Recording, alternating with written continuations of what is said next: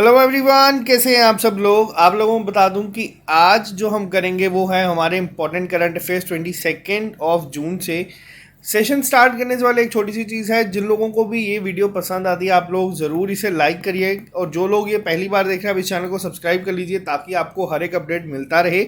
Video start करने से पहले बता दूं, असिस्टेंट रजिस्ट्रार के लिए बच्चे पूछ रहे थे कि उनको क्लासेस रेगुलर बेसिस पे कब से मिलेगी। गौहर सर थोड़े से बिजी हैं, अभी बहुत जल्द आप लोगों को क्लासेस मिल जाएगी। कोऑपरेटिव सोसाइटीज़ आपको अंजुम सर भी साथ में करवाएंगे, तो आप लोग ऐसा नहीं है कि वेट करते रहे। आप लोगों को मैंने कहा था ऑली बोर्ड के जो नोट्स हैं जो स्पेसिफिकली इस एग्ज़ाम के लिए बनाए गए हैं वो आप लोगों के लिए अपलोड होना शुरू हो चुके हैं। आप वहाँ से चीज़ें पढ़ना शुरू कर दीजिए, तो जैसे ही हम लोग यहाँ पे क्लासेस लेके आएंगे तो आप लोगों को समझने में काफ़ी आसानी होगी। इसी के साथ साथ जो बच्चे फाइनेंस अकाउंट असिस्टेंट के कह रहे थे न्यू टॉपिक्स, तो आप लोगों को बता दूं आप लोग सेम ऑली बोर्ड पे जाके वो नोट्स पढ़ सकते हैं। अगर आपने कोई टॉपिक पढ़ लिया आप वो भी चीज़ें पढ़ना शुरू कर दीजिए, उससे आपके कंसेप्ट काफ़ी क्लियर होंगे। तो चलिए स्टार्ट करते हैं हम लोग आज का सेशन बिना ज़्यादा टाइम वेस्ट किए। सबसे पहला न्यूज़ जो आप लोगों के सामने है यहाँ पे, जॉइंट नेवल एक्सरसाइज अभी हाल ही में हुई है किस किस के बीच में, इंडियन नेवी के बीच में और यूरोपियन यूनियन नेवल फोर्स के बीच में। ये आप लोगों को याद रखनी है। पहली चीज़ क्यों हुआ है ये इनॉग्रेशन एडिशन है, क्योंकि हमेशा मैंने आपको बताया है जो भी चीज़ पहली बार होती है वो अपने आप में ही काफ़ी ज़्यादा इंपॉर्टेंट हो जाती है।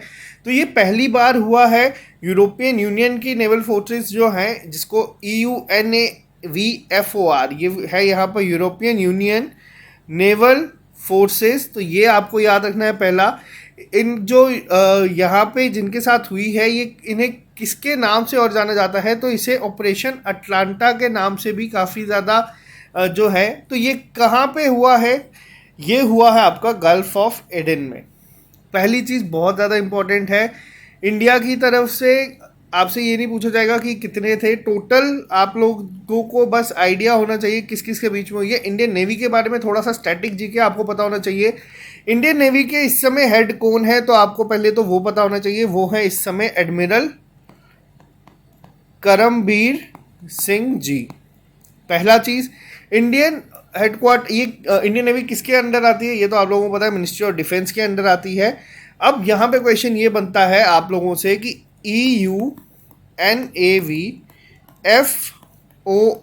इसका हेडक्वार्टर कहाँ पे है। ये पहली बार हुई है, तो पहली बार में आपको ज़रूरी नहीं है ये पूछे कि कहाँ पे कंडक्ट हुई है, आपसे ये भी पूछा जा सकता है कि इसका हेडक्वार्टर कहाँ पे है। तो इसका हेडक्वार्टर है आपका रोटा, स्पेन में एक जगह है वहाँ पे। तो आप लोग ये भी नोट डाउन कर लीजिएगा। बात करते हैं क्वेश्चन नंबर सेकंड पे। अभी हाल ही में first of its kind study on the cost of illness analysis of oral cancer conducted by, किसके द्वारा ये कंडक्ट किया गया था और कितने ज़्यादा यहाँ पे जो चीज़ें हैं आप लोगों को पता होना चाहिए। पहली चीज़ तो आपको इसका आंसर बताना है। तो ये किया गया था टाटा मेमोरियल सेंटर के द्वारा। इंडिया ने अभी तक अगर हम बात करें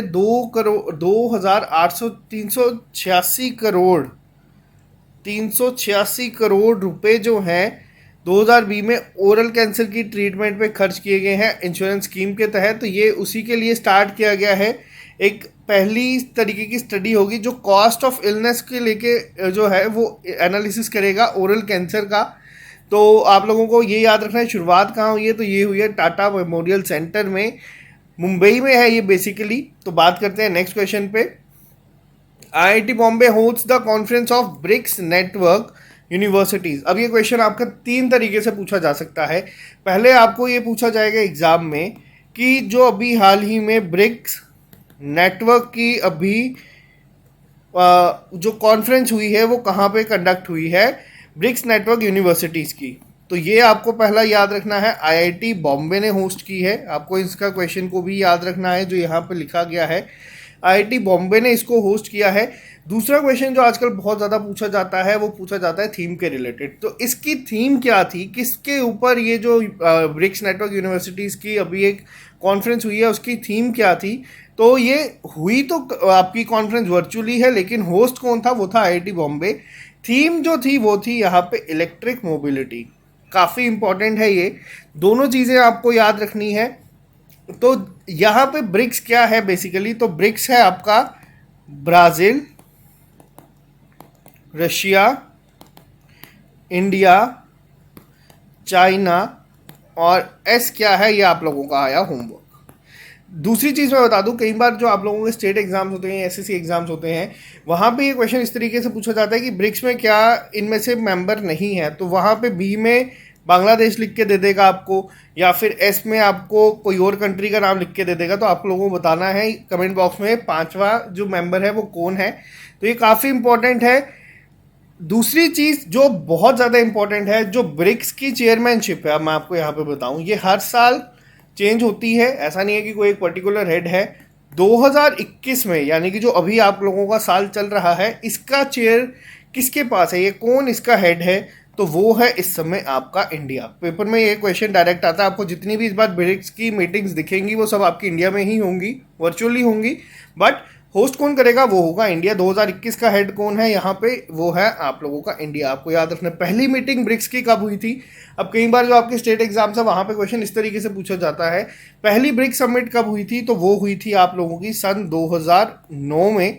कहाँ पे, तब हुई थी आप लोगों की रशिया में। फिर ये शुरुआत हुई थी। ब्रिक्स का एक अपना बैंक है, उसका नाम भी आप लोगों को याद रखना है, जिसका पहले नाम था ब्रिक्स डेवलपमेंट बैंक, जो अब आप लोगों का चेंज हो के बन चुका है न्यू डेवलपमेंट बैंक।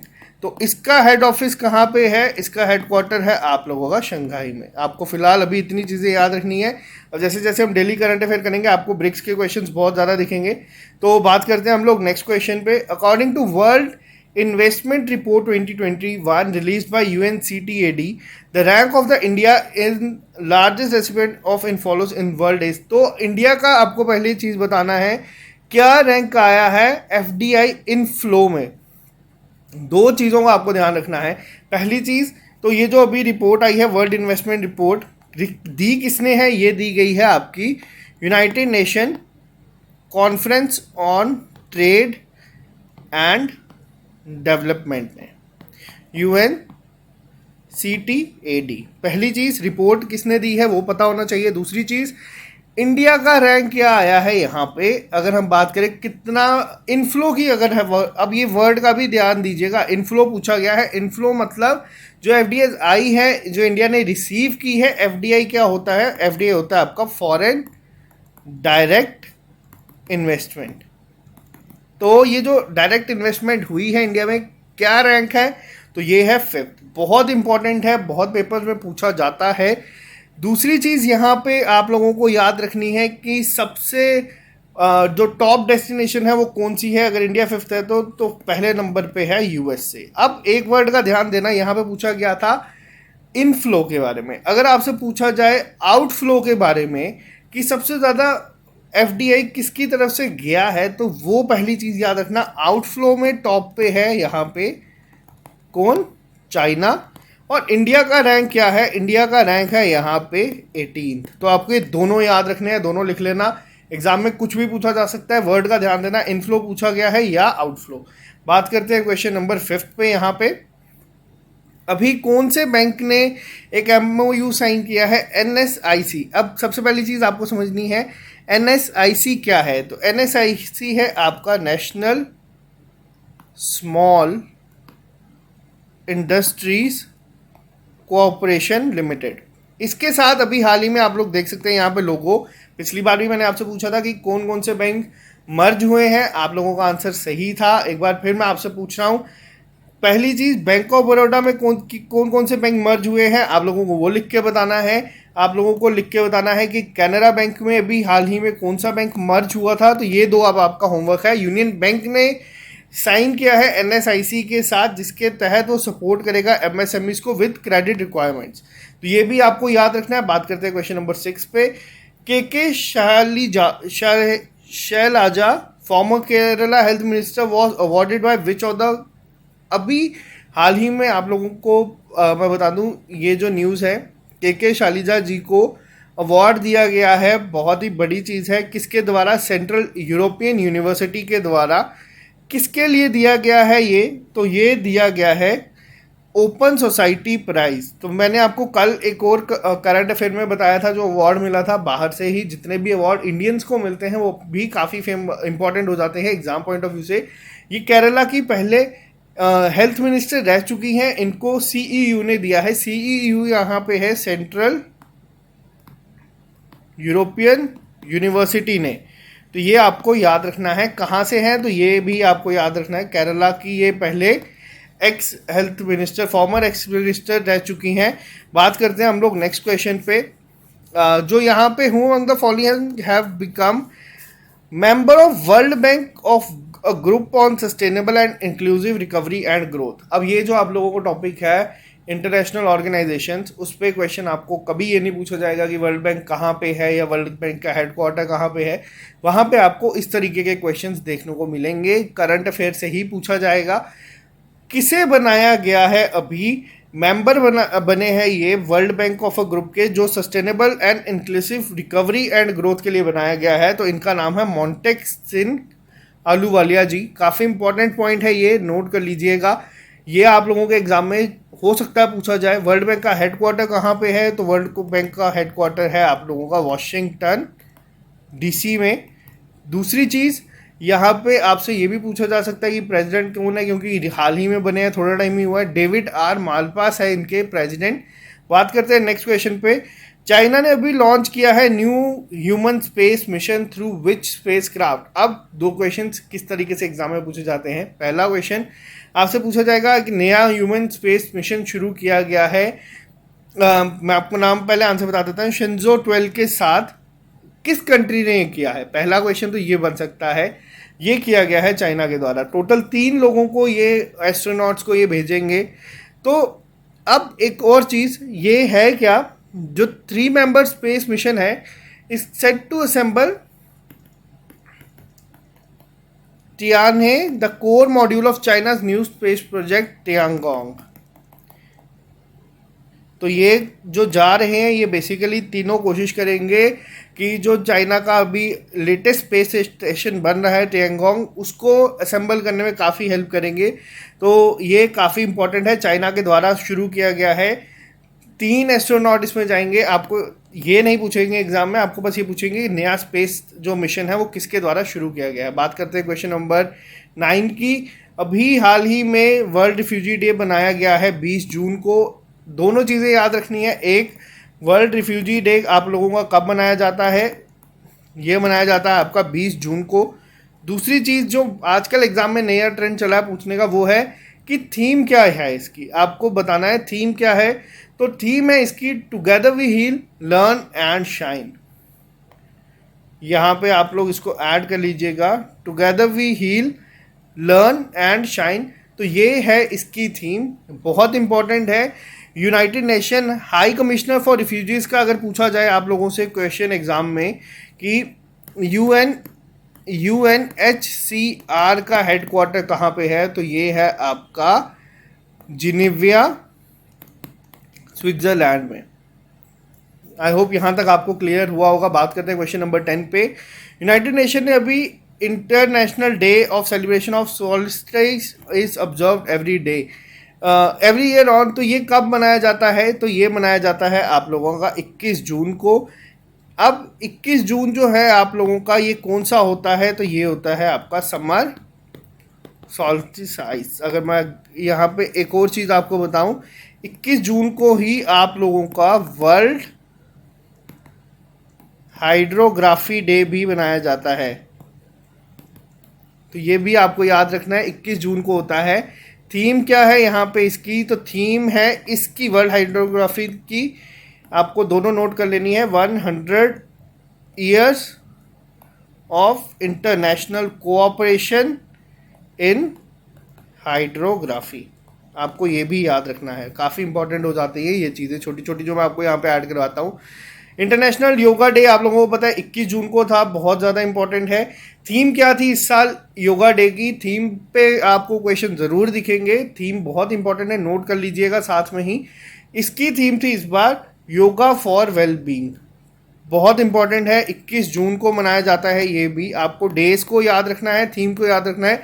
ऐसे एक एक डे को याद रखेंगे बहुत मुश्किल हो जाएगा। करंट अफेयर पढ़ते रहेंगे तो आपको खुद स्ट्राइक करेगा कि ये कब जो है होता है। इसी दिन आपको एक और चीज़ बता दूं, प्रधानमंत्री मोदी जी ने क्या किया था, एम योगा एक ऐप को लॉन्च किया था। कहाँ किसके साथ कोलैबोरेशन करके किया गया है, आपसे ये भी पूछा जा सकता है। WHO के साथ मिलके। ये अभी हाल ही में लॉन्च की गई है, जिसमें वीडियोस मिलेंगी योगा ट्रेनिंग के लिए, तो ये आपको बता दूं। और इसी के साथ एक और चीज़ आपको याद रखनी है। पहली चीज़ तो WHO का हेडक्वार्टर कहाँ पे है, ये भी आप लोगों का होमवर्क है। आप लोग कमेंट बॉक्स में लिख के बताएंगे कहाँ पे है ये। तो ये ऐप को याद रखना, आपसे पूछा जा सकता है एम योगा ऐप जो इंडिया ने लॉन्च की है 21 जून को, ये किसके साथ कोलैबोरेशन में करी गई है। बात करते हैं क्वेश्चन नंबर सेकंड, आज के लास्ट क्वेश्चन की। ओडिशा सीएम नवीन पटनायक जी ने लॉन्च की है एक scheme for covid orphan children. अब नवीन पटनायक के बारे में मैं आपको बता दूं, पिछले साल इन्हें पेटा की तरफ से भी अवार्ड मिला था, क्योंकि जब पिछली बार जो आप लोगों ने देखा था 2020 में कोविड की वजह से जब सारे लॉकडाउन लगे थे, उस टाइम पे अकेले नवीन पटनायक थे जिन्होंने अलग से एक बजट रखा था जो स्ट्रीट एनिमल्स हैं, जो कि आप लोगों के जिन लोगों का लिए इन्होंने अलग से एक बजट निकाल के रखा था जिसके लिए वो इन लोगों को खाना मिल सके, और जो बहुत ही अच्छी चीज़ थी, इस वजह से पेटा ने उन्हें अवार्ड दिया था। दूसरी चीज़, इन्होंने अब क्या किया है, एक स्कीम निकाली है कोविड-19 ऑर्फन चिल्ड्रन के लिए। उस स्कीम का नाम क्या है, तो उस स्कीम का नाम है यहाँ पे आशीर्वाद। वर्ड का ध्यान देना, बी ए यहाँ पे आशीर्वाद है, आशीर्वाद है।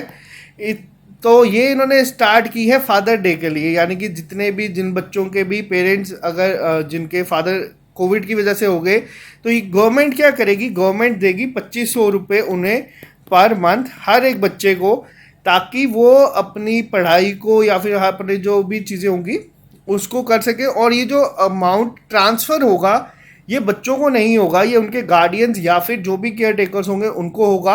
और एडिशनल अमाउंट 1000 रुपये की उनको हर एक महीने दी जाएगी, जिसके लिए जो चाइल्ड के इंस्टीट्यूशंस होते हैं तो वो उनका ध्यान रख सके अगर उनके पेरेंट्स नहीं हैं। तो ये दो चीज़ें आप लोगों को बता दूं, याद रखनी है। काफ़ी अच्छे स्टेप हैं ये।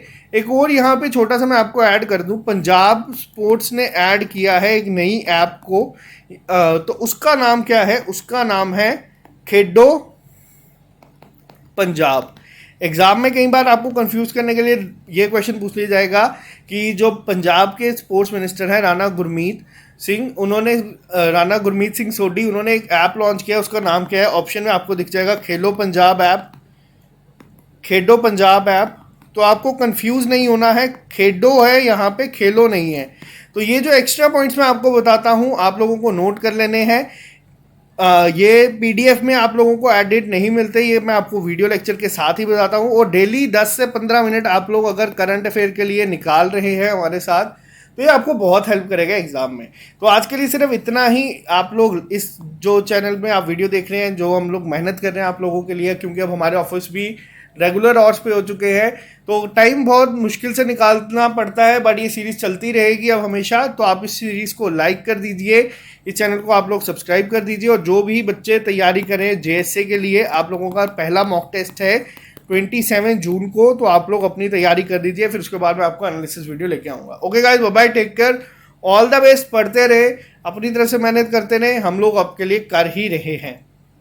Bye bye, take care, good night.